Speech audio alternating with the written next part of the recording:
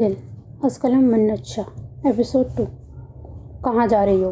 وہ تیار ہو کر اتری تھی جب ارحام نے اس سے پوچھا تھا۔ وہ ارسم اور ایہاب سے ملنے آیا تھا اور ڈرائنگ روم میں بیٹھا تھا۔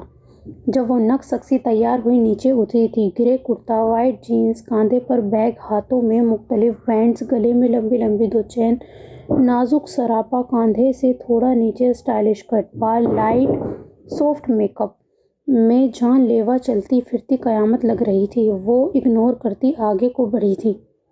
میں پوچھ رہا ہوں کہاں جا رہی ہو قیامت بن کر؟ وہ منٹوں میں اس تک پہنچا تھا اور اس کا راستہ روکا تھا۔ تم سے مطلب؟ اپنے کام سے کام رکھو ارحام طارق، اور اپنے اسٹینڈرڈ کے لوگوں سے بات کیا کرو۔ اس کو ناگوار لگا تھا اس کا راستہ روکنا۔ میرے اسٹینڈرڈ کی بات نہ کرو ایشال رندھاوا، تم جیسی بیسیوں قیامتیں کھڑے کھڑے خرید سکتا ہوں۔ اس کی بات پر اس کا حلق کڑوا ہوا تھا۔ تب ہی کڑے تیوروں سے اسے دیکھتے کہا تھا، غلط، بالکل غلط، مجھ جیسی ایک بھی نہیں ڈھونڈ سکتے تم، کیونکہ ایشال رندھاوا کوئی بکاؤ چیز نہیں جس کے ساتھ تم تھڑپن کرو، یا پھر کسی ریڈ لائٹ ایریا کی طرف نہیں ہے جس کے ساتھ تم راتیں گزارو۔ اپنی تشریف کو مجھ سے 200 میل دور رکھو تم جیسے ٹھرکی کیڑے۔ ایشال رندھاوا اپنی جوتی تلے مسلنے میں منٹ نہیں لگائے گی۔ انگلی اٹھا کر اس کو وارن کرتے زہرخند لہجے استعمال کرتے کہا تھا، ریئلی؟ تو پھر شکر مناؤ کہ تم کسی ریڈ لائٹ ایریا کی طرف نہیں ہو، ورنہ روز میرے جنون اور وحشت کو کیسے اپنی نازک جان میں سماتی۔ غصے سے اسے گھورتے اس کا ہاتھ کھینچتے وہ اسے لان کی طرف لایا تھا اور وہیں دیوار کے ساتھ اس کو پن کر کے اس کی آنکھوں میں دیکھتے تمسخرانہ ہنستے کہا تھا، وہ کہاں پیچھے رہنے والوں میں سے تھا۔ اسے غصہ آیا تھا جب اس نے خود کو کسی طوائف سے ملایا تھا۔ وہ کیا تھی اس کی نظر میں یہ خود وہ بھی نہیں جانتی تھی وہ، مگر اس کو ایک غلطی اس کے لیے سزا بن جائے گی یہ کبھی بھی نہیں سوچا تھا ارحام نے۔ وہ اس کے چہرے پر جھکے اس کے چہرے پر اپنی سانسوں کو پھینک رہا تھا اور وہ اس کی سانسوں کے لمس کو خود پر حاوی نہیں ہونا دینا چاہتی تھی۔ شکر کرتی ہوں میں خدا کا کہ اس نے بچا لیا مجھے تم جیسے بے حس انسان سے، اور اللہ کہتی ہوں میں اپنے ہر ختم شد جذبے پر۔ اس کو پیچھے دھکیلتی 10 قدم کے فاصلے پر کھڑی ہوئی تھی اس سے۔ ہاں نہ ایشال رندھاوا، اللہ کیسے؟ جذبوں کے طوفان نے تو ابھی تمہاری آنکھوں میں ڈھاٹیں ماری تھی۔ میری سانسوں کی تپش پر خود کو جتنا ہو سکتا ہے باندھ لو۔ بے وقوف، میں بھی دیکھتا ہوں تمہاری یہ کارکردگی کب تک ہم دونوں کی جان پر بھاری پڑتی ہے۔ دل میں دبی محبت کا جذبہ تک مجھ سے اظہار نہیں کرو گی، تب تک تم مجھ ٹھرکی آوارہ لوفر اور رنگ برنگی لڑکیوں کے ساتھ راتیں رنگین کرتا رہو گی۔ مگر جس دن تم نے ہماری محبت کو اپنی انا کے پیچھے چھوڑ کر پاکیزگی بخشی، اس دن سے ارحام طارق صرف اور صرف تمہارا جنون بنے گا۔ چہرے پر سنجیدگی سجائے سخت لہجے میں مسکراتے ہوئے کہا تھا، لیکن یاد رکھنا اس دن کے بعد بھی تم مجھ سے بچو گی نہیں، کیونکہ پھر جو تمہاری نازک جان کے ساتھ میں بن کروں گا وہ برداشت کرتے تمہیں خود کے بھی ہوش نہیں رہیں گے۔ زمانی انداز میں کہتے اس کی طرف فلائنگ کس اچھالی تھی، ابھی کے لیے آزاد کرتا ہوں تمہیں ارحام طارق میری آئٹم گرل۔ اس کے سراپے کو گہری نظروں سے دیکھتے آنکھ ونک کی تھی اور کہ وہ شرم سے پانی پانی ہوتی رخ موڑ گئی تھی۔ وہ قہقہا لگاتا اندر کی طرف چل گیا تھا۔ سین چینج۔ چودھویں کا چاند ہو یا آفتاب ہو، تم جو بھی ہو خدا کی قسم لاجواب ہو۔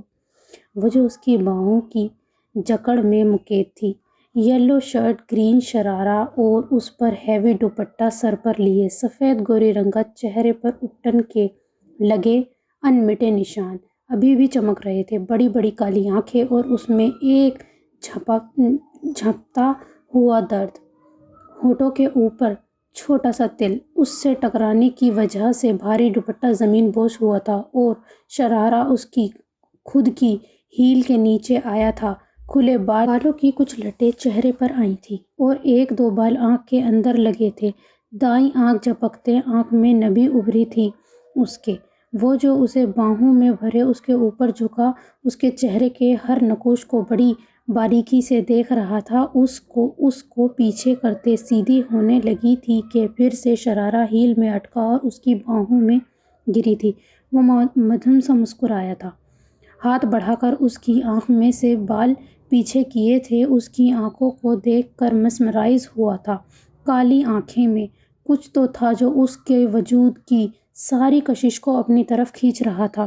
بے تال دھڑکنیں دل پر قابو پاتے ایہاب نے اس کی بار بار پلکیں جھپکتی آنکھ پر جھک کر پھونک ماری تھی۔ اسے شاید بال لگنے کی وجہ سے جلن ہو رہی تھی آنکھ میں، تبھی آنکھ کے بہتے پانی سے بار بار پلک جھپک رہی تھی۔ اس کی جان لیوا پھونک اور سانسیں کی خوشبو سے منتہا ایک دم لرزی تھی اور اس کے سینے پر ہاتھ رکھ کے اسے پیچھے کرنے کی کوشش کی تھی۔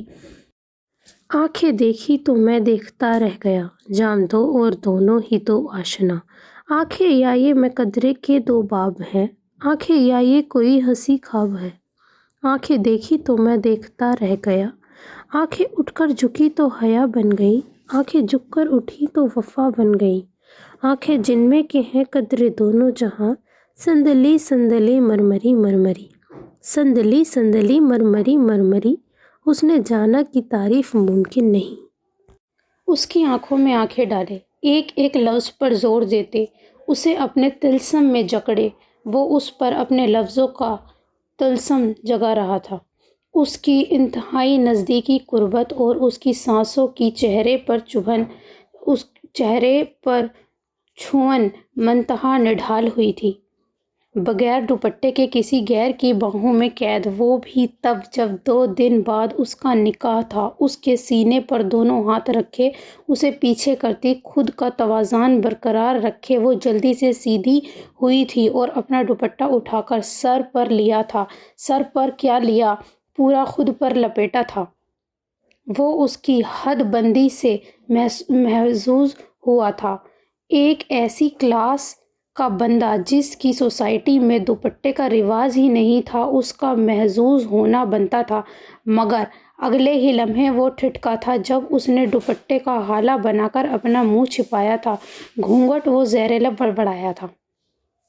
آپ راستہ دیں گے مسٹر، اپنے لہجے میں تلخی لاتے اسے پیچھے ہونے کا کہا تھا۔ آپ مجھے اس گھونگھٹ کی تک سمجھائیں گی مس؟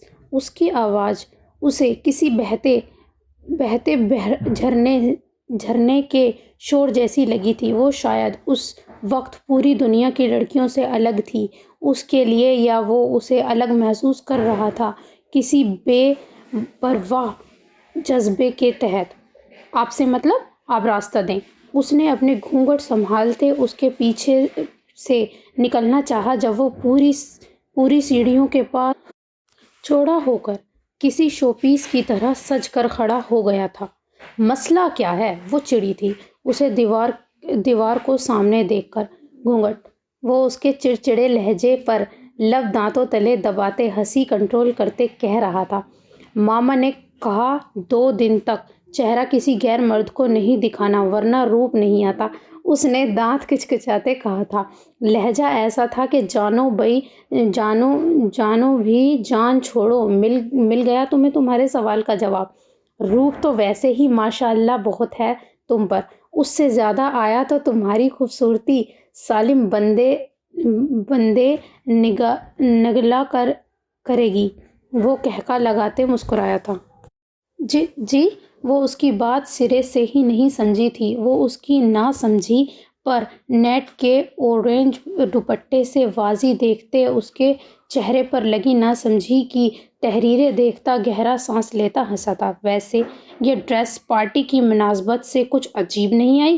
مین آپ کیا کسی کی مایوں سے اٹھ کر سیدھا یہاں آئی ہیں؟ وہ اس سے بات کرنا چاہ رہا تھا بلا وجہ، مگر وہ چاہتا نہیں تھا کہ وہ اس کے سامنے سے 1 انچ بھی ہٹے۔ آپ انتہائی ڈھیٹ اور اندھے انسان ہیں، ہٹے پیچھے۔ آپ کو کیا لگے میں جو بھی پہنوں آپ کے گھر سے تھوڑی چوری کر کے پہنا ہے؟ دفتہ وہ غصے سے گھررائی تھی۔ میرے گھر میں ہوتے ہوئے آپ ایسی ڈریس پہن بھی نہیں سکتی، کیونکہ میری ڈریسنگ سینس کافی اچھی ہے۔ اور رہی بات آپ کی پہلی بات کی، تو ہاں، ڈھیٹ تو میں ہوں، پر اندھا کیسے؟ اس نے بھویں اچکاتے ہوئے پوچھا تھا۔ اس لیے کہ چہرے پر سجائے جو بٹنے ہیں اس کا استعمال نہیں کرتے، اس نے جان چھڑوانے لہجے میں جلدی سے کہا تھا۔ بنٹے مطلب؟ وہ نہ سمجھی سے پوچھنے لگا۔ او ممی ڈیڈی، منتہا نے دل میں کہا، پھر سامنے کھڑے شخص کو دیکھا۔ بلیک جینز اور ریڈ ٹی شرٹ، اس پر بلیک ہاف سلیو ہوڈی، ماتھے پر بکھرے بال، کھڑی ستوا ناک، برانڈڈ گھڑی کلائی میں۔ سامنے کھڑا شخص اپنی پرسنالٹی سے ہی اسے مہنگا برانڈڈ لگا تھا، تب ہی لب مسکرائے تھے۔ بنٹے مطلب بجری؟ دل سے ہنسی تھی وہ یہ کہتے ہوئے۔ اب اسے بھونگے کو بجری کا نہیں پتا ہوگا، دل میں کہتے محظوظ ہوئی تھی۔ بجری؟ وہ پھر سے لفظ دہراتے حیران ہوا تھا۔ بجری لفظ تو اس نے نہ کبھی سنا نہ پڑھا۔ ایہاب کدھر ہو؟ ارسم نے اوپر سے آواز دی۔ آیا۔ اس نے تھوڑا سائیڈ پر ہوتے اس کو اوپری کی طرف منہ کر کے جواب دیا تھا۔ بجری مطلب اسٹون، ممی ڈیڈی بوائے۔ اس کے پاس سے گزرتی اسے کی ناک کھینچتی آگے کو دوڑی تھی۔ دوپٹہ اتر کر اس کے گلے میں آیا تھا، پیچھے سے کمر سے تھوڑا اوپر کھلے بال دوڑتے ہوئے دائیں بائیں ہل رہے تھے۔ شرارے کے نیچے پہنی ہیل واضح دکھی تھی۔ گلابی پاؤں میں مقید وہ اس کی پشت کو دیوانوں کی طرح دیکھنے لگا تھا۔ اپنی ناک پر اس کا لمس محسوس کرتے اس کے غائب ہوتے ہی وہ ارسم کے پاس آیا تھا۔ کیا ہوا؟ اس نے اسے دروازے کی نوب گھماتے دیکھا تو پوچھا۔ لاکڈ ہے، ارسم نے منہ بسوڑتے کہا تھا۔ چل دفع کر، ہم جائیں، ہم ہائسم سے پوچھ کر دیکھ لیں گے۔ اور کیا دیکھنا ہے؟ ایہاب کی بات ختم ہونے سے پہلے ہی اس کو ارحام کی آواز آئی تھی۔ تو یہاں کیسے؟ ارحام کو اپنے پاس کھڑے دیکھ کر دونوں چونکے تھے۔ تم لوگوں کو کیا لگا مجھے ہری جھنڈی دکھا کر تم لوگ عیاشی کر لو گے؟ ارحام نے دونوں کے پیٹوں پر مکہ مارتے کہا تھا۔ آئی سویئر میرا پلان نہیں تھا، یہ ایہاب نے منع کیا تھا۔ ارسم نے نیچے کی طرف بڑھتے کہا تھا۔ بیٹا پینلٹی تو پڑے گی، چپ چاپ دے دینا، ورنہ ارحام طارق کو تم جانتے نہیں ہو۔ کیوں بابو بھیا؟ کھلے لفظوں میں دھمکی دیتے اس نے آخر میں ایہاب کو آنکھ مارتے بابو بھیا کہا تھا۔ تجھے میں کہاں سے بابو بھیا لگتا ہوں، جبکہ تو خود پورا کا پورا ہیرا پھیری ہے۔ ایہاب کو ہمیشہ سے چڑ تھی اس کے بابو بھیا کہنے پر، تب ہی ماتھے پر بل لائے تھا۔ جانی بس چشمہ لگا لے، اس جیسا میں کہتا ہوں 100 سے 900% تجھ میں جرمز ہیں اس والے۔ اس کو اپنی پوری بتیسی دکھاتے ارحام سامنے کھڑی لڑکی کی طرف اشارہ کرتے اس کی طرف بڑھا تھا، جبکہ ارسم کا بھی قہقہ بلند ہوا تھا۔ تجھے کیا تکلیف ہوئی ہے؟ ارسم کو گھورتے غصے سے پوچھا تھا۔ کچھ نہیں، میں نہ چاہتے ہوئے بھی اس کی بات سے ایگری کر رہا ہوں، کل ہی چشمے کا آرڈر دیتا ہوں۔ ارسم نے بھی کھسیانی ہنسی ہنستے جلتی پر نمک چھڑکا۔ مجھے پتا ہے تم دونوں کتے ہو، وہ بھی بلے۔ اس نے جاتے ارسم کے پیچھے سے ہونک لگائی اور وہ دل کھول کر ہنسا تھا۔ سین چینج۔ اگر یہ اتنا سفسٹیکیٹڈ کیس ہے تو وہ ڈنگر کر کیا رہا ہے؟ ابھی تک ایک بھی مسٹری نہیں سلجھائی، پاگل بونگے آفیسر نے فہان خاصی دل میں سناتے کہا تھا۔ آج تو کچھ بھی ہو جائے، اہم پوائنٹس تو وہاں سے لے کر ہی نکلوں گی۔ یہ کیس اب کوئی بھی حل نہیں کر سکتا سوائے the one and only Faha Arsam Sultan Chaudhry کے، because I am the world best spy. اس نے شانے پر سے قمیص پکڑ کر پیچھے کو ڈھلکاتے کہا تھا اور پھر اپنے سامنے بکھرے پچھلے کئی سالوں کے نیوز پیپرز کے ٹکڑے جوڑنے لگی تھی۔ پھر ڈائری پکڑی تھی اور پن بھی۔ یہ رائل تھامس، ایک serial crime colour from Russia. 20 خون کیے اس نے اور ہر بار خون کرنے کے بعد ڈیڈ باڈی کی دونوں پاؤں پر سیفٹی پن لگا کر جاتا تھا، اور جتنے بھی مرڈر کیے تھے اس نے سب کے ساتھ یہی ایک طریقہ اختیار کرتا تھا۔ پیٹ پر کراس کا نشان بناتا تھا کلہاڑی کے وار سے، اور پھر سیفٹی پن لگا کر اپنے قتل کی نشانی چھوڑتا تھا۔ اس نے بولتے ہوئے ڈائری پر لکھا تھا، پھر سارے نیوز پیپر کے وہ سارے کے سارے پورشن کٹ کر وہ سرے اس ڈائری کے اگلے پیج پر چپکائے تھے۔ ورلڈ ٹاپ 1 سیریل کلر، اس نے اس پیج پر لکھا تھا۔ Top 2 world serial killer mister Rahul Shetty from India. یہ ڈیڈ باڈی کے کان کاٹتا تھا اور باڈی کے پاس ایک مرا ہوا سانپ چھوڑ کر جاتا تھا، یعنی اس کی گردن کے گرد لپیٹ کر جاتا تھا۔ اس نے منہ بسوڑتے پڑھا تھا۔ سانپ کا پڑھ کر ہی اسے وحشت ہوئی تھی۔ پہلے والے کی طرح اس کے بھی نیوز پیپر کے سارے پورشن کٹ کر اس نے ڈائری پر چپکائے تھے اور لکھا تھا، ورلڈ ٹاپ 3 سیریل کلر مولوی کتب فرام انڈونیشیا۔ یہ ڈیڈ باڈی کے پورے جسم پر ہیمر ہتھوڑے سے سوراخ کرتا تھا اور پھر پورے جسم پر کیلیں ٹھوکتا تھا، پھر ڈیڈ باڈی کے پاس 1 کلو والا ڈبہ چھوڑ جاتا تھا۔ فہا کو یہ لکھتے ہوئے دل کو کچھ ہوا تھا، مگر ایسا کیسے ہو سکتا ہے؟ کتنا کوئی ظالم انسان تھا یہ! تو بھی کیا سوچ رہی ہے فہا؟ اگر یہ کوئی اچھا انسان ہوتا تو یہ لوگوں کا قتل ہی کیوں کرتا؟ اس نے خود کے خیال کو جھٹکتے کہا تھا۔ دنیا کے سارے مشہور سیریل کلرز ایک لسٹ بنا کر اس نے بار بار سب کو دیکھنا شروع کیا تھا۔ وہ تقریباً 15 سے اوپر موسٹ فیمس سیریل کلر تھے۔ یہ تو ہو گیا، اب دیکھنا یہ ہے کہ ان سب میں مماثلت کیا ہے، کون سی ایسی باتیں ہیں جو ان 15 میں ہیں اور جو یہ سب کے سب کرتے ہیں۔ فہا نے سب کی عادت پڑھنی شروع کی تھی اور ان کی ذہنیت کے بارے میں، ان کے رہنے سہنے کے بارے میں بھی پوائنٹس جانے تھے۔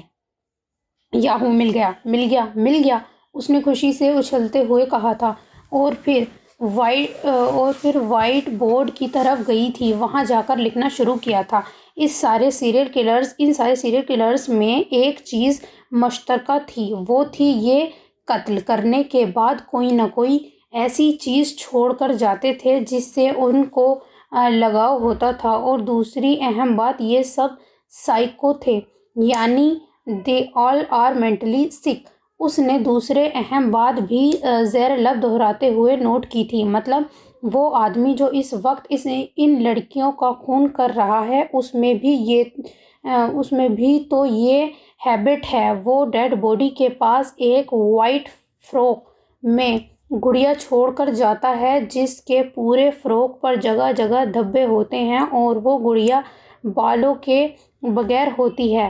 ڈیڈ باڈی کو قریب سے نہ دیکھ لوں یا پھر ان فوٹوگرافز کو جو اسے فارغ ایس ایچ او نے لی تھی، مجھے کیسے بھی کر کے ان فوٹوگرافز تک پہنچنا ہوگا، مگر کیسے؟ اتنی اہم فائل وہ اپنے آفس پر نہیں رکھ سکتا۔ اس نے یقیناً وہ فائل اپنے گھر پر ہی رکھی ہوگی۔ مجھے جانا ہوگا، بس کسی طرح وہ فوٹوگراف ڈھونڈ لوں میں، پھر آدھے سے زیادہ یہ مسٹری حل ہو جائے گی، فہا نے سوچتے ہوئے کہا تھا۔ تو انسپکٹر حاسم ولید خان، آج تمہارے گھر کا معائنہ کروں گی میں، اس نے ٹھوس لہجے میں کہا تھا۔ پھر گھڑی کی جانب دیکھا تھا جہاں 11:20 ہوئے تھے۔ اس نے جلدی سے اپنی جینز اور ٹی شرٹ پر مخصوص بلیک ہوڈی پہنی تھی جس کی بازو پر FSC لکھا تھا، یعنی فہد سلطان چودھری۔ کراس بیگ پکڑ کر اس نے اس میں بے ہوشی والا اسپرے، ایک مخصوص زوم کرنے والا شیشے کا آلہ یعنی کہ میگنیفائنگ گلاس، کیمرہ اور اپنا دوسرا موبائل فون جو وہ اپنے کیسز کے لیے استعمال کرتی تھی، اور ڈائری اور پین۔ کراٹے بلیک بیلٹ وہ پہلے سے ہی تھی، اسی لیے چہرے پر بلیک ماسک پہنے، بالوں کا جوڑا بنائے، بلیک جوگرز پہنے وہ دبے قدموں اپنے مخصوص کمرے سے نکلی تھی۔ یہ وہ کمرہ تھا جو مخصوص اپنے کیسز کے لیے اس نے ارسم سے کہہ کر بنوایا تھا، جہاں تمام سیریل کلرز کی فوٹوز، ڈیڈ باڈی کی فوٹو، اس کے حل کیے کیسز کی فوٹوز تھی۔ مختصراً یہ کہ گھر پر یہ اس کا آفس روم تھا جس میں طرح طرح کی قتل و غارت کی تصویریں لگی۔ دیکھ کر ڈرتے ہوئے کوئی بھی اس وحشت زدہ کمرے میں آنے سے گریز کرتا تھا۔ وہ سوتی تو اشال کے ساتھ ہی تھی مگر زیادہ تر وہ اسی کمرے میں پائی جاتی تھی۔ مسٹری کیسز کو حل کرنا اس کا پیشہ تھا، یعنی جاسوسی کرنا اس کا جنون۔ سین چینج۔ وہ اپنے دھیان میں مگن بیک لان میں چلتے چلتے لائٹنگ دیکھ رہا تھا جب پھر سے اس کے سامنے وہ پرپل آنچل لہرایا تھا۔ وہ اس آنچل کو دیکھتا اس کے پیچھے پیچھے چل دیا۔ یہ اس گھر کا بیک یارڈ تھا جہاں ایک گلاس کا خوبصورت کمرہ بنا ہوا تھا جس میں خوبصورت سا چھوٹا بیڈ ٹائپ جھولا تھا اور صوفے اور ٹیبل تھا جس کے پورے کمرے میں رنگ برنگی LED بٹرفلائز روشنی سے جگمگا رہی تھی۔ واؤ، فیسینیٹنگ، اس نے دل سے تعریف کی تھی۔ بہت دیر کر دی منتہا کی بچی تم نے، پتہ ہے کب سے ہائس کو روک کر رکھا ہوا ہے کیک کٹ کرنے سے، اس پرپل آنچل والی نے اس کے گلے لگتے کہا تھا۔ وہ تھوڑا ٹیڑھا ہوا تھا اس کے چہرے دیکھ سکے تاکہ اس کا چہرہ دیکھ سکے، مگر کوشش کے باوجود بھی نہیں دیکھ سکا۔ چلو منتہا آ گئی ہے تو کیک کٹ کر لے، پھر مجھے باہر جا کر بھی کیک کاٹنا ہے۔ حاسم نے منتہا کے سر پر پیار دیتے کہا تھا۔ یس، بٹ اس سے پہلے حاسم بھائی یہ آپ کا گفٹ۔ منتہا نے ہاتھ میں پکڑے واچ باکس میں سے گھڑی نکال کر اس کے ہاتھ پر باندھی تھی۔ اس کی کیا ضرورت تھی منتہا، اس نے گھڑی کو دیکھتے خوش ہوتے کہا تھا۔ آئی نو حاسم بھائی، یہ برانڈڈ نہیں ہے بٹ اس کو میرے پیار نے برانڈڈ بنایا ہے، اس نے حاسم کی طرف دیکھتے مسکراتے کہا تھا۔ اور یہ پیار سارے برانڈڈ کو پیچھے چھوڑتا ہے، اس کے گال کھینچتے کہا تھا حاسم نے۔ پھر اس کے اشارہ کرنے پر اس نے چھری پکڑی تھی اور ان دونوں نے بھی اس کا ہاتھ پر ہاتھ رکھتے کیک کاٹا تھا۔ Happy birthday to you, happy birthday to you, happy birthday dear Hasim بھائی، happy birthday to you. دونوں ایک زبان بولتی اس کے منہ میں کیک ڈال رہی تھیں۔ باہر کھڑے ارسم کو منتہا اور حاسم کا چہرہ تو صاف نظر آ رہا تھا مگر بہت کوشش کرنے کے باوجود بھی وہ اس پرپل آنچل والی لڑکی کا چہرہ نہیں دیکھ پا رہا تھا۔ تب ہی غصے سے مڑا تھا۔ ارے ارسم، آپ یہاں؟ حاسم ان سے فارغ ہوتے باہر نکلا تھا تو ارسم کو دیکھتے اس تک آیا تھا۔ آئی ایم سوری، میں نے آپ کے پرائیویٹ مومنٹ دیکھے، ایکچولی مجھے یہ لائننگ بہت فیسینیٹنگ کر رہی تھی تو ان کو دیکھتے یہاں تک آ گیا تھا۔ پھر وہ روم بھی بہت یونیک تھا، ارسم نے اس کے ساتھ چلتے دل سے داد دیتے کہا تھا۔ ہاں اٹس اوکے یار، یہ جو کوئی بھی دیکھتا ہے اسے ایسے ہی لائننگز یہ سب اپنی طرف کھینچتا ہے، so don't be sorry, actually یہ میری بہن کی دنیا ہے، اسے یہ سب پسند ہے اور آج کی پارٹی کا تھیم بھی اس نے سلیکٹ کیا ہے۔ حاسم نے ہنستے ہوئے کہا تھا، good choice, very great, very creative. ویسے حاسم، آپ نے اتنی الگ برتھ ڈے علیحدہ سے کیوں سیلیبریٹ کی؟ اس نے کچھ گڑبڑاتے ہوئے پوچھا تھا۔ اصل میں زوئیشا تھوڑی الگ ٹائپ کی ہے، اسے بھیڑ سے، انسانوں سے خوف آتا ہے، وہ کمفرٹیبل فیل نہیں کرتی، شروع سے گھبراتی ہے، اس کی طبیعت خراب ہو جاتی ہے، اسی لیے وہ بہت الگ تھلگ رہنے والی لڑکی ہے، بٹ اب میں کوشش کر رہا ہوں کہ وہ اپنے کھول سے نکلے، اینڈ انشاءاللہ میں ضرور کامیاب ہوں گا۔ حاسم نے پختہ لہجے میں کہا تھا، سر مسز دراب خان بلا رہی ہیں آپ کو۔ اس سے پہلے کہ ارسم مزید سوال پوچھتا، حاسم کو اس کا ملازم بلانے آ گیا تھا اور وہ ایکسکیوز کرتا چلا گیا تھا۔ وہ حاسم کے جاتے ہی دوبارہ بیک یارڈ آیا تھا، مگر وہ گلاس ونڈو والا روم خالی تھا، بس ٹیبل پر کیک پڑا تھا اور وہ اس کو دیکھنے کی کوشش دل میں ہی لیے وہاں سے پلٹا تھا۔ سین چینج۔ خوش ہو؟ زوئیشا نے اس کے قریب بیڈ پر بیٹھتے ہوئے پوچھا تھا۔ بہت خوش، منتہا نے چہرے پر مسکراہٹ سجاتے کہا تھا۔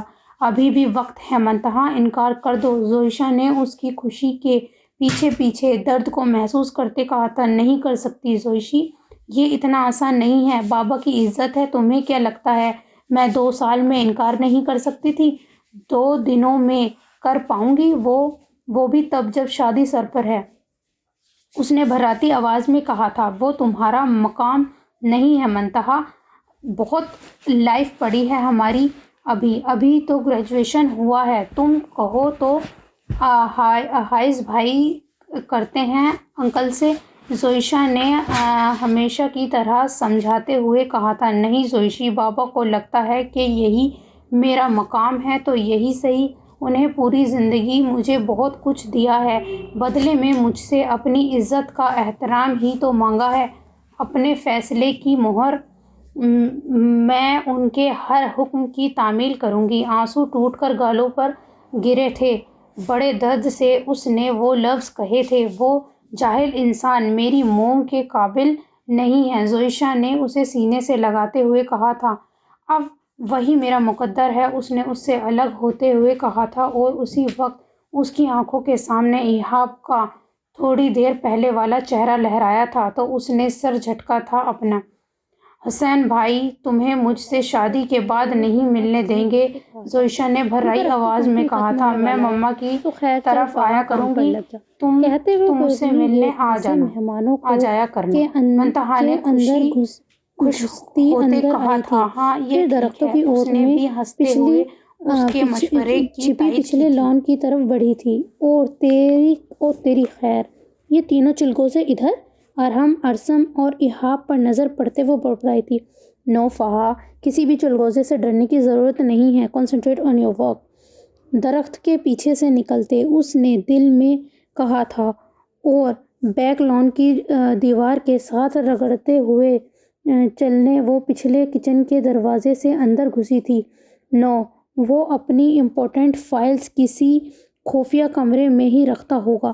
اس نے اپنے انٹرویو میں بتایا تھا کہ اس نے اپنے گھر پر ایک الگ روم بنوایا ہوا ہے جس کے باہر لکھا ہوا ہے نو انٹری نو ایگزٹ، مطلب اسے وہ روم ڈھونڈنا ہے۔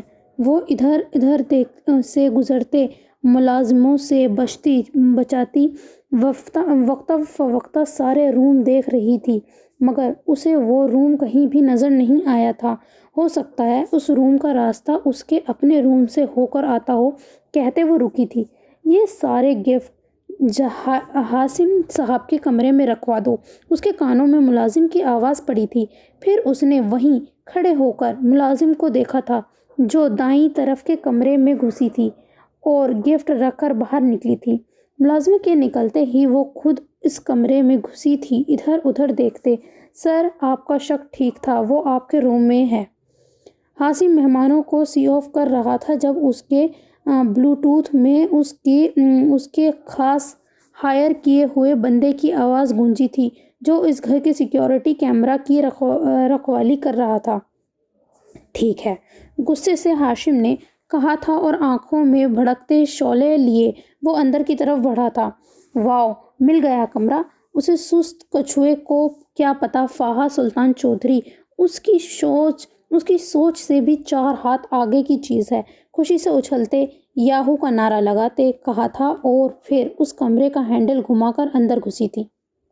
سین چینج۔ واؤ، کمرے میں داخل ہوتے ہی اس کے منہ سے نکلا تھا۔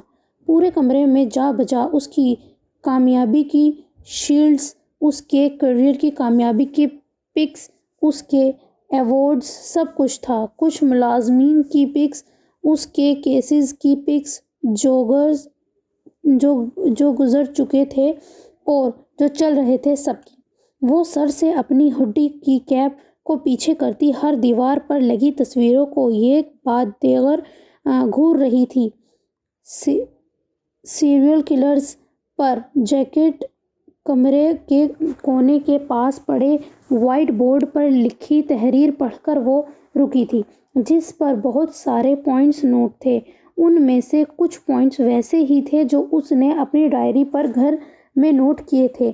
اس نے جلدی سے کراس بیگ میں سے اپنی ڈائری نکال کر چیک کیا تھا۔ سب کچھ ہی تو سیم تھا جو اس نے اکیلے میں لکھا تھا، ویسا ہی سب کچھ تو بورڈ پر بھی لکھا ہوا تھا۔ وہ پڑھتے پڑھتے نچلے 4 پوائنٹس پر رکی تھی۔ یہ وہ پوائنٹ تھے جو خود اس کے ذہن میں بھی نہیں آئے تھے۔ یہ points: lining music box, music دھن، مرر کا کپل ہٹ، وڈلنگ۔ یہ کیا؟ یہ کیسے پوائنٹس ہیں؟ کیا ان پوائنٹس کا کوئی تعلق ہے اس سے؟ مطلب کیا وہ ان تینوں چیزوں سے بھی کنیکٹڈ ہے؟ کچھ ایسا ہے جو مجھے پتا نہیں ہے، جو مجھ سے چھپا ہوا ہے۔ پڑھتے ہوئے وہ ٹھٹکی تھی۔ اس کا دماغ 240 کی سپیڈ سے بھاگ رہا تھا۔ کیا یہ چاروں چیزیں اس کچھوے نے وہاں سے غائب کروا دی تھی؟ خود کی انویسٹیگیشن کے بعد وہ زیر لب غصے سے بڑبڑائی تھی۔ اس سے پہلے کہ بیگ میں سے پین نکال کر وہ یہ سب نوٹ کرتی، قدموں کی چاپ سے الرٹ ہوتی، وہ کمرے میں موجود فائلز والی الماری کی اوٹ کے پیچھے چھپی تھی۔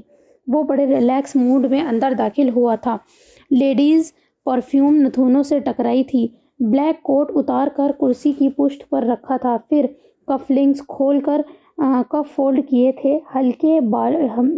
ہلکے بالوں سے ڈھکی کلائیاں بازو فاہا کی نظر کے سامنے لہرائے تھے۔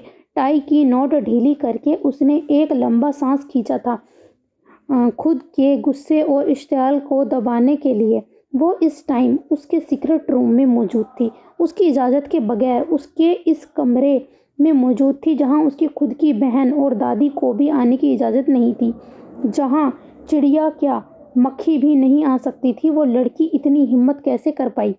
وہ یہ بھی جانتا تھا کہ وہ یہ کر گزرے گی، اس لیے اس کا بھی لاہ عمل اس نے خود تیار کیا تھا، ایسا جال بچھایا تھا جس میں وہ خود آ کر پھنسی تھی۔ جانتا تھا کہ وہ کہاں چھپی ہوئی ہے اور اس کے چھپنے کا بھی اس نے خود انتظام کیا تھا۔ شرٹ کے سامنے کے 2 بٹن کھول کر اس نے خود کو مزید ریلیکس کیا تھا، ماتھے پر بکھرے بالوں میں انگلیاں پھنسا کر پیچھے کیا تھا۔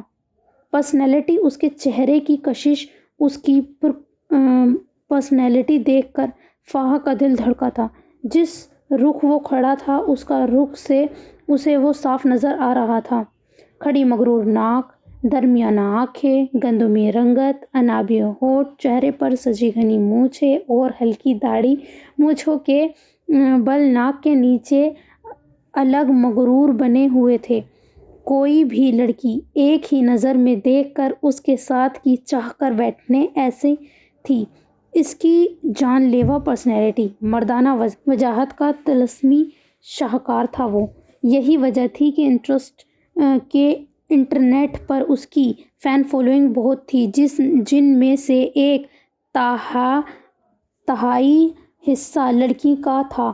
وہ ایک قابل آفیسر ہونے کے ساتھ ساتھ ایک good good looking handsome SHO تھا۔ فہا آج پہلی بار اسے ایسے اپنے سامنے دیکھ رہی تھی، ورنہ تو کئی بار وہ اسے نیوز چینلز اور نیوز پیپرز، سوشل میڈیا پر ہی دیکھتی آئی تھی۔ اس یوز لیس اسپائی کو بولو، یہ کھیل گھر پر اپنے بہن بھائیوں کے ساتھ کھیلے، یہ کیس بچوں کے کھیلنے کا نہیں ہے، اور مجھے کوئی انٹرسٹ نہیں ہے اس بچوں کے کھیلنے والے اسپائی سے ملنے کا، اور نہ ہی میرے پاس کوئی فالتو ٹائم ہے۔ اس سے کہو مجھ سے اور اس کیس سے دور رہے۔ اس کے چہرے کو دیکھتے فہا کے کانوں میں باز گشت ہوئی تھی ہاشم کے لفظوں کی۔ کل جب وہ اس سے ملنے کی خاطر اس کے آفس گئی تھی تاکہ کچھ پوائنٹس ڈسکس کر سکے، تو اس نے اپنے حوالدار سے یہ سب کہا تھا جو فہا نے اس کے آفس کے باہر کھڑے سنا تھا، اور وہیں سے واپس مڑی تھی غصے سے۔ مجھے یوز لیس اسپائی بولا تھا نا؟ ویٹ ہاشم ولید خان، یہ کیس میں دنیا کے سامنے حل کر کے دکھاؤں گی، اس نے زیر لب غصے میں کہا تھا۔ ہیلو، کافی بھیجو آفس میں اور مجھے کوئی ڈسٹرب نہ کرے، میں ساری رات اسی روم میں رہنے والا ہوں۔ انٹرکام پر اطلاع دیتے اس نے ریسیور رکھا تھا، پھر چلتا چلتا اس وائٹ بورڈ کے پاس آیا۔ شٹ، یہ میں کیسے بھول گیا ریموو کرنا۔ نیچے کے پوائنٹ دیکھ کر اس نے دل میں خود کو کوسا تھا، پھر سپنج ریموور لے کر اسے صاف کیا تھا، پھر ان چاروں پوائنٹس پر FAHA لکھا تھا۔ یہ سست کچھوا کیا کر رہا ہے؟ یہ تو میرا نام بن رہا ہے، کہیں اسے شک تو نہیں ہو گیا کہ میں اس روم میں ہوں؟ نہیں، ایسا نہیں ہو سکتا۔ یا اللہ، ابھی تو میں نے وہ پوائنٹس لکھے بھی نہیں تھے۔ کیا تھے وہ؟ Music, Dhan, would, table. Oh God, مجھے اتنی سردی میں پسینے کیوں آ رہا ہے؟ اوپر سے ساری رات اس کا یہیں رکنے کا پلان ہے، کیا کروں میں؟ یا اللہ، اس منحوس کچھوے کو تھوڑی دیر کے لیے یہاں سے غائب کر دے۔ خود پر پھونک مارتے اپنے ماتھے سے پسینہ صاف کرتے وہ زیر لب دہرا رہی تھی۔ دفتہ اس کی نظر الماری پر بیٹھی چھپکلی پر پڑی تھی۔ لزرڈ اس کا خوف کے مارے اسے دیکھ کر منٹوں میں رنگ اڑا تھا۔ وہ بالکل اس کے منہ کے پاس ہی تو بیٹھی تھی، 2 انچ کے فاصلے پر۔ شش، اس نے دبی آواز میں اسے ڈرایا تھا، ایسا کہ اس کی آواز اس کے خود کے کانوں تک نہیں پہنچی تھی، کجا کے چھپکلی تک پہنچتی۔ جبکہ ہاشم سامنے لگے شیشے میں واضح ہوتے اس کے عکس کو دیکھ رہا تھا۔ اس کے چہرے پر ڈرے ماتھے اور چہرے پر بکھرے پسینے کے قطرے، پھیلی رنگت، وہ محظوظ ہو رہا تھا۔ اب جانے کیوں، پر اسے اب مزہ آ رہا تھا۔ وہ کانپتی ٹانگوں کے ساتھ زیر لب اب قرآنی آیتیں دہرا رہی تھی، باہر نکل نہیں سکتی تھی، اور سامنے بیٹھی چھپکلی کو دیکھ کر اس کی آدھی سے زیادہ روح فنا ہو چکی تھی۔ 2 واحد جانور ایسے تھے جو فہا کی جان نکال دیتے تھے، ایک کاکروچ، دوسری چھپکلی، اور ہاشم ولید خان نے اس کی سانسوں تک کے بارے میں انویسٹیگیشن کروا لی تھی۔ پھر وہ یہ کیسے نہ جان لیتا کہ وہ چھپکلی اور کاکروچ سے ڈرتی ہے؟ اس کی حالت دیکھتے اب ہاشم نے جھک کر ٹیبل کے نیچے پڑا ایک باکس کھولا تھا، جس میں سے 4-5 کاکروچ نکل کر ہاشم ولید خان کی فوج بنے کمرے میں ارد گرد پھیل چکے تھے۔ یس، کمرے پر ہوتی دستک پر وہ سیدھا ہوا تھا اور بولا تھا، سر کافی۔ ملازم نے اندر آتے کافی کا کپ رکھتے کہا تھا، رکو، تمہیں کیا یہاں سے لیڈیز پرفیوم کی خوشبو آ رہی ہے؟ کیا یہاں کوئی آیا تھا یا یہاں کوئی ہے؟ ملازم کو کپ رکھتے دیکھتے ہی ہاشم نے پوچھا تھا، اس سے محظوظ ہوتے فہا کو مزید ڈراتے، جی سر، آ تو رہی ہے، رکیں میں دیکھتا ہوں۔ ملازم نے سانس اندر کھینچتے یقین دہانی کراتے کہا تھا، پھر کمرے میں دیکھنے لگا اور پھر الماری تک پہنچا تھا۔ یا اللہ پلیز بچا لے۔ فہا نے آنکھیں شدت سے بند کرتے کہا تھا، رکو، تم جاؤ، ہو سکتا ہے دادو یا زویشی آئی ہوں۔ اس کو الماری کے پاس پہنچتے دیکھتے ہاشم نے اپنی ہنسی کنٹرول کرتے کہا تھا، کیونکہ سامنے شیشے میں فہا کی حالت دیکھ اس کا دل کیا تھا زور سے کہکا لگائے، جو خود میں سمٹی بس فوت ہونے کو تھی۔ جی سر، ملازم کہتا وہاں سے چلا گیا تھا۔ کافی کا سپ لیتے ہاشم نے اپنی شرٹ کا ایک بٹن مزید کھولا تھا، پھر ریلیکس ہو کر کرسی پر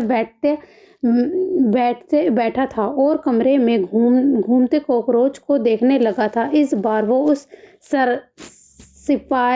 سپائی کو ایسا سبق سکھانا چاہتا تھا کہ وہ دوبارہ اس کے راستے میں نہ آئے، اس لیے خود کے غصے پر بھی صبر کر رہا تھا۔ کاکروچ چھپکلی کے بعد ایک کاکروچ کو اپنے شوز کی سطح پر رینگتے دیکھ اب اس کے حلق خشک ہوا تھا، چہرے سے پسینہ ٹپک کر اب اس کی گردن پر اترنے لگا تھا۔ اسپرے، کانپتے لفظ اس کے دل میں گونجے تھے۔ بیگ میں سے اسپرے نکالنے لگی تھی کہ وہیں کاکروچ اڑ کر اس کے بازو پر بیٹھا تھا۔ ایک نو، ای ول کل یو، پھپھو ایشی بچاؤ۔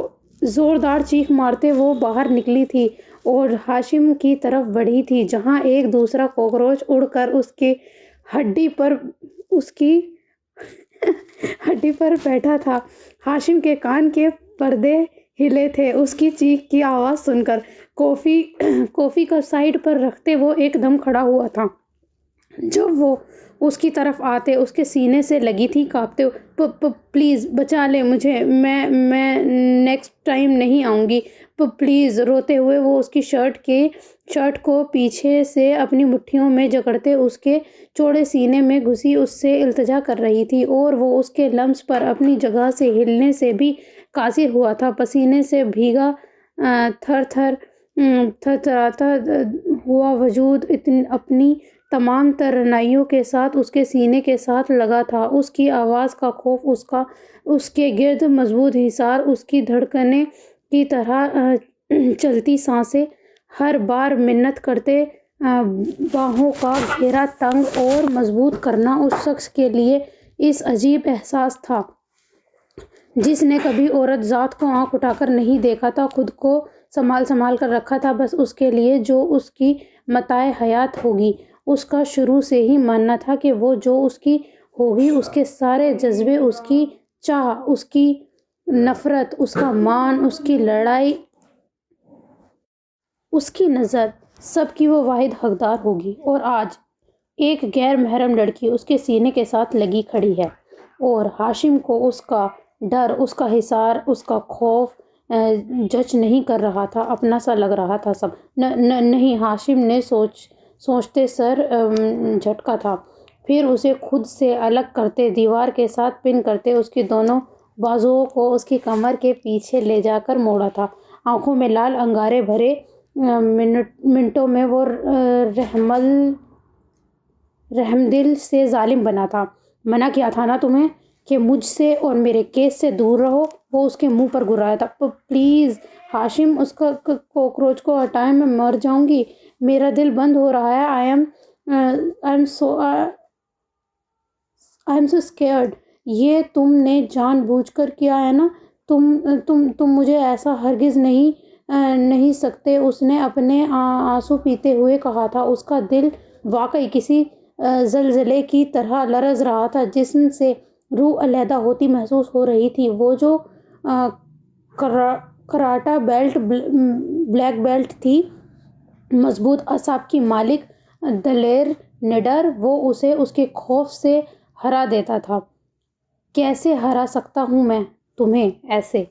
اس نے اس کی ہڈی سے کاکروچ پکڑ کر اس کے لبوں کے پاس لاتے کہا تھا۔ وہ ڈر رہی تھی، وہ محظوظ ہوا تھا، اسے نزدیک ڈرا رہا تھا، اسے مزید ڈرا رہا تھا۔ اس کا خوف، اس کا رویا ہوا چہرہ، اس کا لرزتے آہیں بھرتا سسکتا وجود ہاشم کے غصے کو ٹھنڈا کر گیا تھا۔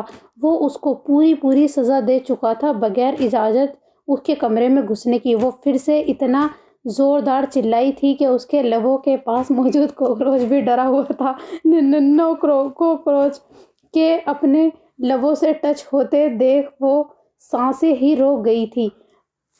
فک چہرے کے ساتھ اور ڈبڈباتی آنکھوں کے ساتھ اس نے آخری نظر ہاشم کو دیکھا تھا اور وہیں لہرا کر اس کے سینے کے ساتھ لگی تھی اور بے ہوش ہوئی تھی۔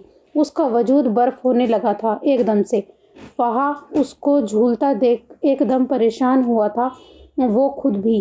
فہا اس کے جھولتے وجود کو بازو پر ڈالتے اس کے گالوں کو سہلاتے ہوئے کہا تھا، مگر وہ بے ہوش تھی، ملنے سے بے ہوش تھی، ہلنے سے بھی قاصر۔ اس کا جسم برف کی طرح ٹھنڈا ہو رہا تھا۔ اس نے اس کے گال پر انگوٹھا سہلاتے کہا تھا، آج وہ بھی پہلی بار اسے دیکھ رہا تھا، ورنہ اس نے بھی اس کا کافی نام سنا تھا، سپاہی فہا سلطان چودھری۔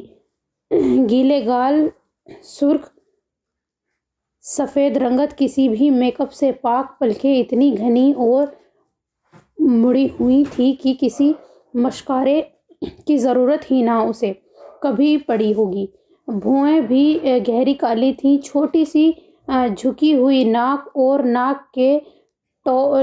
کی ٹوپ پر بنا چھوٹا سا تل، گلابی ہونٹ، نرم گال۔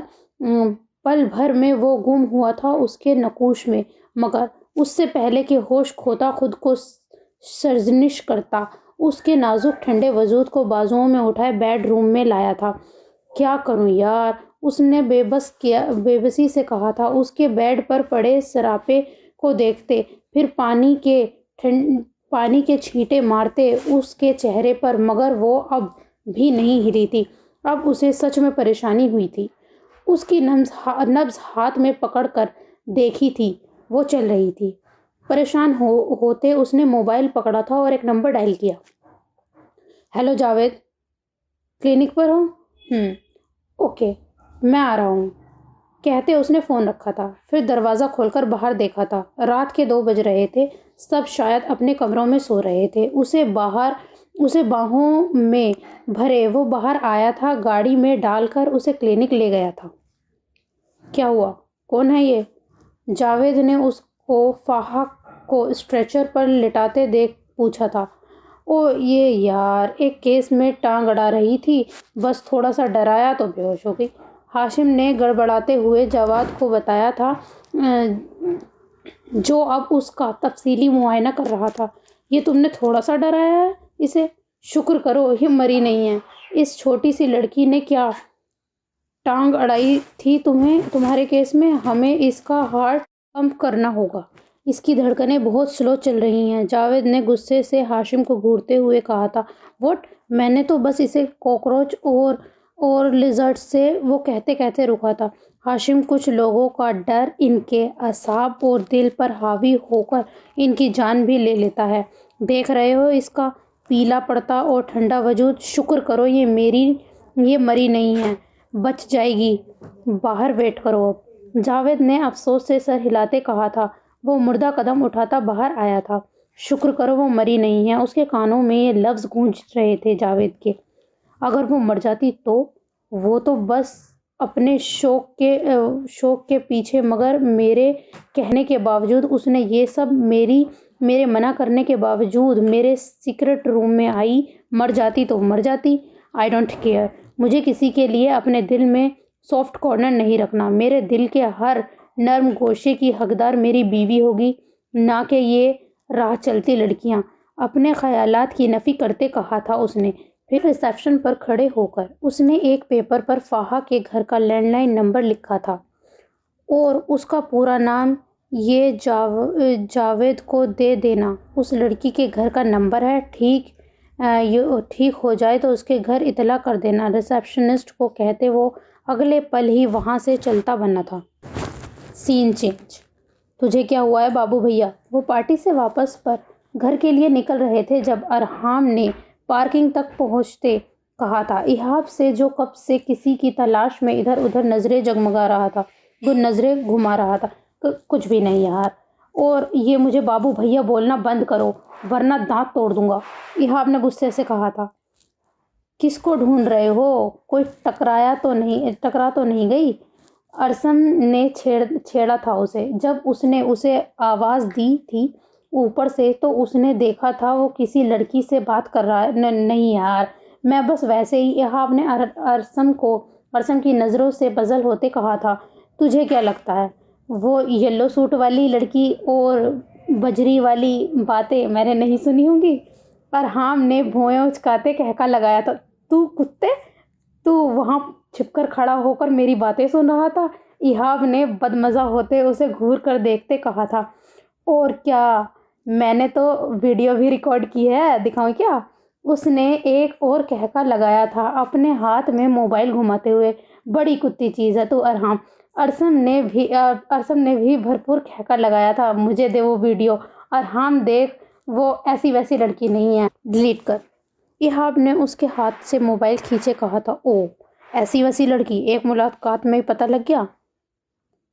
ارسم نے لب سکوڑتے کہا تھا۔ ڈونٹ ٹیل می، تجھے ون سائیڈڈ لو ہو گیا ہے؟ نہیں، وہ کیا کہتے ہیں، ہاں، پہلی نظر کا پیار۔ اس نے ایہاب کے آگے پھر سے موبائل لہراتے کہا تھا۔ ارحام، میں مذاق کے موڈ میں نہیں ہوں۔ I am damn serious. Video مجھے دو یا ڈیلیٹ کرو۔ ایہاب نے غصے سے بے چین ہوتے کہا تھا سخت لہجے میں۔ ریلیکس ایہاب، کیا ہوا ہے؟ ارسم نے کہا تھا۔ اس کی بے چین حالت دیکھ کر ارسم اور ارحام دونوں ٹھٹکے تھے۔ نہیں یار، مجھے نہیں پتا، بٹ ایہاب تم جیسا کہہ رہے ہو شاید ویسا ہی ہے، اور نہیں بھی، مگر جب سے وہ دور ہوئی ہے میں تب سے بے چین ہوا ہوں۔ اس نے بے بسی سے کہتے آنکھیں بند کی تھیں۔ اس کی آنکھوں کے سامنے منتہا کا چہرہ لہرایا تھا۔ تو کہتا ہے تو ہم اندر جا کر بات کرتے ہیں، ڈھونڈ لیتے ہیں۔ ارحام نے اس کی حالت کے پیش نظر کہا تھا۔ گائز، کیا ہو گیا ہے؟ اور ایہاب، اٹس جسٹ اٹریکشن۔ سر پر سوار مت کرو، ریلیکس ہو جاؤ، گھر چلتے ہیں، ابھی وقتی اٹریکشن ہے، سب ٹھیک ہو جائے گا۔ ارسم نے اس کے کاندھے پر ہاتھ رکھتے کہا تھا۔ ہاں ایہاب، ہوتا ہے کبھی کبھی، سر پر سوار مت کرو۔ ویسے یہ دیکھ، میں ویڈیو ڈیلیٹ نہیں ارحام، ڈیلیٹ مت کرنا، مجھے سینڈ کر دو، ایہاب نے ٹوکا تھا اسے۔ اوکے، اس نے ایہاب کے سامنے اسے ویڈیو سینڈ کی تھی، پھر اپنے فون سے ڈیلیٹ کی تھی۔ صبح ہوتی پھر یونی میں ملاقات۔ نیو بیچ آ رہا ہے، لڑکیوں کے ششکے دیکھیں گے، اور آئی ایم شیور تو اسے پیلے سوٹ والی کو بھی بھول جائے گا ان کو دیکھ کر۔ اس نے ایہاب سے گلے ملتے کہا تھا۔ بائے ٹھرکی خبیث روح۔ ارسم اور ایہاب دونوں نے ایک ساتھ کہکا لگاتے ہوئے کہا تھا اسے۔ گھر جائے گا۔ ارسم نے گاڑی کا لوک کھولتے پوچھا تھا ارحام سے۔ نہیں، اپنے دل کو سکون دینے۔ آنکھ ونک کرتے کہتے وہ اپنی گاڑی کی طرف بڑھا تھا۔ یہ نہیں سدھر سکتا۔ ایہاب نے ارسم کو گاڑی سٹارٹ کرتے دیکھتے کہا تھا۔ مجھے یہ سمجھ نہیں آتی ہے، ہر رات وہاں جاتا کیوں ہے؟ بس رقص دیکھنے یا کسی ضد میں؟ ارسم نے افسوس سے سر ہلاتے کہا تھا۔ ایشال نے بھی تو برا کیا ہے اس کے ساتھ، ایہاب نے افسردہ لہجے میں کہا تھا۔ اسے جو دکھایا گیا ہے اس نے وہی کیا ہے۔ ایک بار پتہ چل جائے یہ حرکت کس کی ہے، چھوڑوں گا نہیں میں اسے۔ ارسم نے ایک لفظ چباتے ہوئے کہا تھا۔ سین چینج۔ روپ تو ویسے ہی ماشاء اللہ بہت ہے تم پر، اس سے زیادہ آیا تو تمہاری خوبصورت سالم بندے کو نگلا کرے گی۔ اس نے اس کا ہاتھ پکڑ کر اپنی طرف کھینچا تھا۔ وہ اس کے سینے میں منہ چھپا گئی تھی۔ اس سے پہلے وہ اسے باہوں میں بھرتا وہ گھبرا کر اٹھ بیٹھی تھی۔ اپنے چہرے سے پسینہ صاف کیا تھا، دل زور سے دھڑک رہا تھا۔ ابھی کچھ دیر پہلے تو وہ سوئی تھی زویشا کے گھر سے آ کر۔ یا اللہ، یہ کیسا خواب ہے؟ کیوں وہ شخص ایک ہی ملاقات کے بعد میرے اعصابوں پر سوار ہے؟ نہیں، 2 دن رہ گئے ہیں میرے نکاح میں، اور میں حسین کی بجائے اس لڑکے کے خواب۔ کہاں وہ برینڈن، کہاں میں؟ مجھے سوچنا ہی نہیں چاہیے، پتہ نہیں کیوں جب سے میں اس سے ٹکرائی ہوں اسے ہی سوچے جا رہی ہوں، اور وہ میرے خواب میں بھی نہیں۔ یہ گناہ نہیں کر سکتی، میرے مالک مجھے معاف فرما۔ ہاتھوں کو جوڑے کمرے کی چھت کو دیکھتے کہا تھا۔ اس نے جب کہ پلکیں بھیگی ہوئی تھی۔ تمہاری اکڑ، تمہارا غرور، اور یہ جو تم اپنی پڑھائی پر ضم ہے نا، یہ سب میں خود خاک میں ملاؤں گا۔ اس کے کانوں میں حسن کے جملے گونجے تھے۔ تمہارے حسن کی ساری دلکشی کو تمہارے لیے ناسور نہ بنایا تو مجھے معذم حسین نہ کہنا۔ کس لیے کتراتی ہو؟ یہ حسن، یہ رعنائیاں ایک دن میرے لیے ہی تو سجی گئیں، میری سیج کو سجائیں گی۔ اس کے لہجے کی کراہیت، اس کے لفظوں کی بازگشت، کتنے آنسو پلکوں کی باڑ توڑ کر باہر آئے تھے اس کے۔ یا اللہ، میں نے کبھی ایسا تو نہیں چاہا تھا، کبھی ایسا نہیں سوچا تھا، پھر کیوں ایسا ہو رہا ہے میرے ساتھ؟ اللہ کیوں؟ میرا دل نے کبھی معظم حسین کے ساتھ کی گواہی نہیں دی؟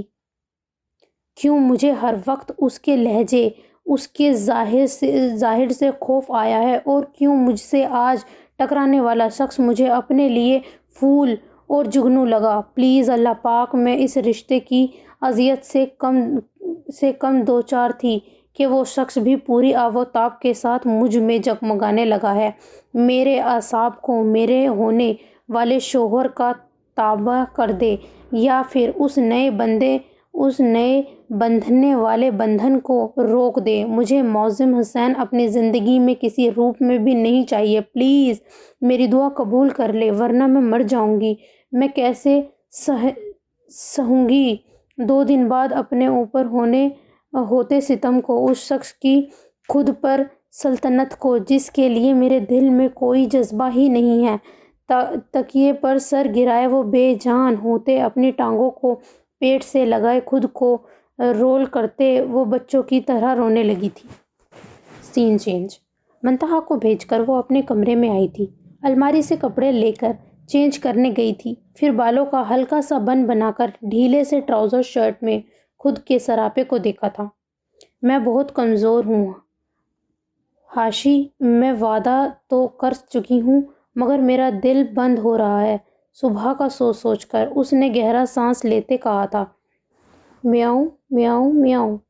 بونیا، کہاں تھی تم؟ اس نے اپنے پاؤں کے پاس میاؤں میاؤں کرتی اپنی سفید بلی کو ہاتھوں میں اٹھایا تھا، جس کی آنکھیں گہری نیلی تھی۔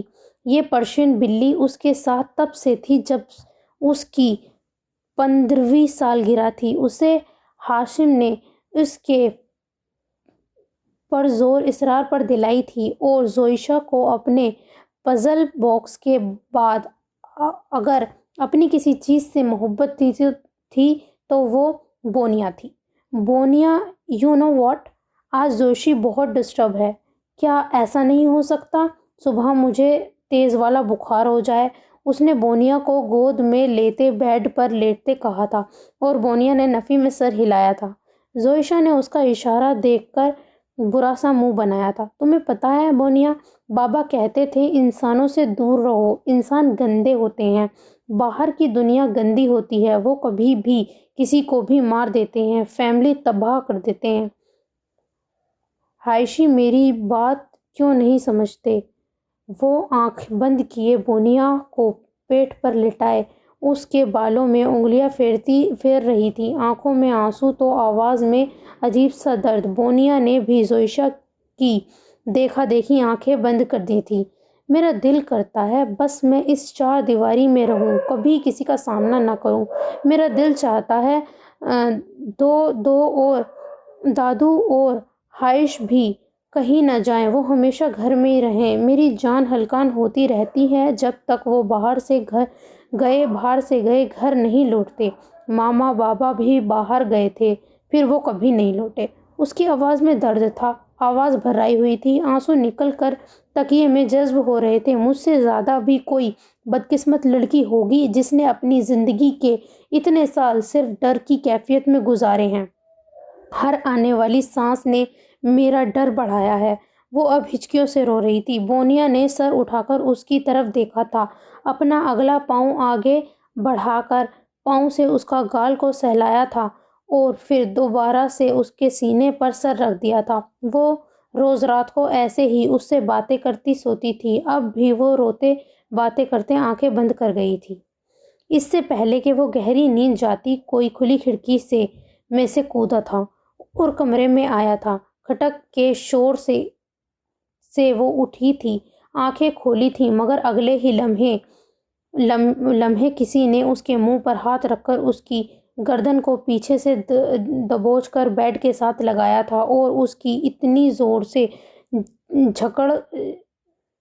سے جکڑا تھا کہ اس میں ہلنے کی بھی ہمت نہیں رہی تھی۔ چھوڑو، کون؟ اس کے لفظ حلق میں ہی پھنسے تھے۔